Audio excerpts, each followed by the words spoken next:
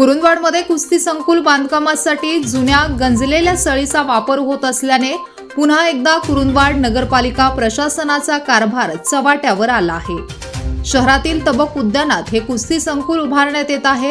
या कामासाठी ठेकेदाराला गेल्या वर्षी 11 मार्चला वर्क ऑर्डर देण्यात आली होती, मात्र ठेकेदाराने कामच सुरू केले नव्हते।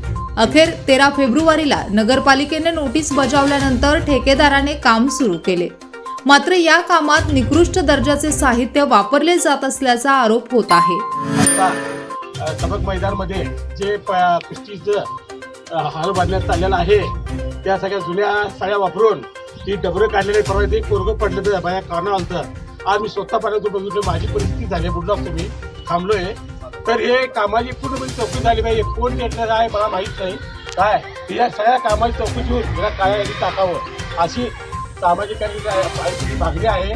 ठेकेदाराने काम दुसऱ्याच व्यक्तीकडून सुरू केल्याने खात्रीशीर कामाला जबाबदार कोणाला धरायचे असा सवाल उपस्थित करत मूळ ठेकेदाराचा ठेका रद्द करून त्याच्या नगरपालिका हद्दीतील इतर कामांची चौकशी व्हावी अशी मागणी लोकजनशक्ती पार्टीने केली आहे।